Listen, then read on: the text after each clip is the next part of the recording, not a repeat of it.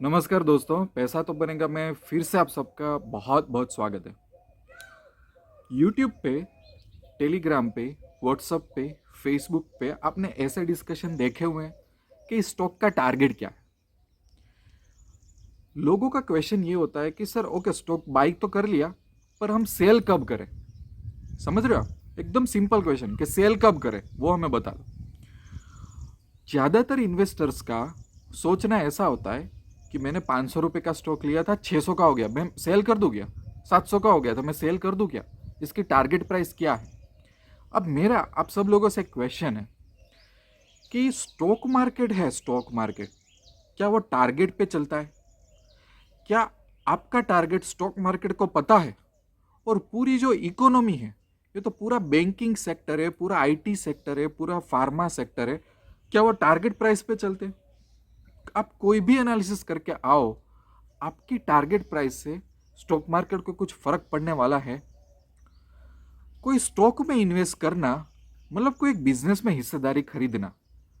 जैसे कि आपने कोई फास्ट फूड की कोई एक शॉप एस्टैब्लिश की जहां पे बर्गर्स पिज्जा वगैरह मिल रहे हैं, तो आप ये बोलोगे कि ठीक है, मैंने 5 लाख का इन्वेस्टमेंट किया था, अब 5 का 10 हो गया तो बेच दो बिजनेस को। 10 का 15 हो गया, बेच दो बिजनेस को, फिर से शॉप डालो, फिर से 5 लाख रुपए डालो। आप ऐसा करोगे? अगर आप प्रैक्टिकल लाइफ में ऐसा नहीं करोगे, अगर आपको प्रॉफिट हो रहा है, लॉस हो रहा है, आप अपना बिजनेस चालू रखोगे, उसके साथ लॉन्ग टर्म रेपुटेशन, नाम या तो ब्रांड क्रिएट करने की ट्राई करोगे, तो जब आप लोग स्टॉक मार्केट में आते हो तो ऐसा क्वेश्चन क्यों होता है कि टारगेट क्या है? सर ये 500 में इन्वेस्ट किया था, 800 हो गए, निकल जाओ। 100% रिटर्न दिया, 200% रिटर्न दिया, निकल जाओ। ये तो बहुत हाई चला गया, अब निकल जाए इसमें से। स्टॉक मार्केट क्या कोई लिफ्ट है क्या? कोई एलिवेटर है क्या? कोई एस्केलेटर है क्या? वो ऊपर जा रहा है, नीचे जा रहा है, जब जब ऊपर जाए तो अब निकल जाओ। ये सबसे डेंजरस मिसअंडरस्टैंडिंग कितने प्लेटफॉर्म्स पे चल रही है। मेरा मानना क्या है कि स्टॉक को क्यों बेचा जाए?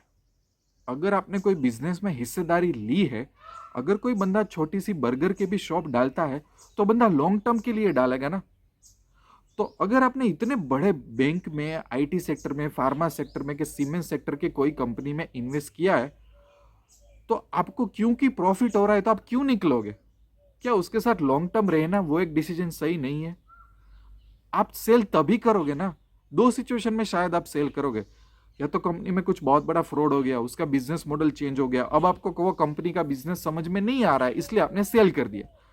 या तो आपको लग रहा है कि यार मैंने इसमें 5 लाख डाले, मुझे अच्छा खासा प्रॉफिट हो रहा है, मेरे सामने एक अच्छा स्टॉक आया कि ये इससे भी बहुत अच्छा रिटर्न दे देगा, तो यहाँ पे मेरे पैसे वेस्ट हो रहे हैं, मैं उसमें से निकाल के एक अच्छे प्रोस्पेक्ट में डाल देता हूँ। तो उसको बोलते हैं कि आपने अपने पैसों का अलोकेशन किया। ठीक है, आपने अपने पोर्टफोलियो का एक सही अलोकेशन किया कि आपके कहीं पे 10 लाख रुपए पड़े थे, अच्छा रिटर्न मिल रहा था, पर दूसरे बिजनेस में और अच्छा रिटर्न मिलने के चांसेस है, तो यहाँ पे आपका पैसा सही यूज नहीं हो रहा है। तो दो सिचुएशन में मैं सेल करूंगा स्टॉक। या तो मुझे एक बहुत बड़ा अपॉर्चुनिटी कॉस्ट अच्छा मिल जाए, एक बहुत बड़ी अच्छी अपॉर्चुनिटी मिल जाए कि वहाँ पे मेरा पैसों का अलोकेशन सही हो। या तो दूसरा कि मैनेजमेंट में कोई गड़बड़ी हो जाए, बिजनेस मॉडल में कोई गड़बड़ी हो जाए। बाकी स्टॉक को सेल क्यों कर रहे हो? मेरे पास कई सारे क्वेश्चन आते हैं। पैसा तो बनेगा का वन स्टॉक खरीदी प्रोग्राम भी होता है, उसमें काफ़ी सारे स्टॉक ने बहुत अच्छा रिटर्न दिया, 100, 200, 300%। तो मुझे कई बार ऐसा क्वेश्चन आता है कि सर मेरा रिटर्न अभी 200% होगा, मैं निकल जाऊँ क्या? प्रॉफिट बुक कर लूँ क्या? प्रॉफिट बुकिंग क्या होता है पता है? प्रॉफिट बुकिंग मतलब आपने एक शॉप खोली थी, आप 1 साल बाद निकल गए, अब आप दूसरी शॉप खोलोगे, अब तीसरी शॉप खोलोगे। स्टॉक मार्केट में ज़्यादातर पैसे बैठे बैठे बनते हैं। ज़्यादातर आप कुछ ना करो ना इन्वेस्टमेंट के बाद, अगर आपने सही बिजनेस चुना है तो की बात कर रहा हूँ, उस सही बिजनेस को ऐसे ही रहने दो, वही स्टॉक को ज़्यादा आप उसमें इंटरफियर ना करो ना, तो कंपाउंडिंग का पावर यूज़ करके वो बहुत ज़्यादा वेल्थ क्रिएट कर देता है।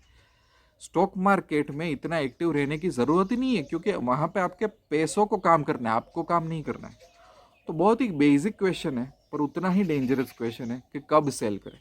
ये क्वेश्चन ज़्यादातर होना ही नहीं चाहिए, अनलेस के बिजनेस में बहुत बड़ी कमजोरी आ जाती है, तब आप बोलोगे कि ठीक है अब इसको सेल करूँ कि नहीं करूँ। वो एक आप जब जजमेंट कॉल लेना पड़ता है। ठीक है, तो मुझे ये क्वेश्चंस बहुत आ रहे थे, इसलिए मैंने वीडियो बनाया।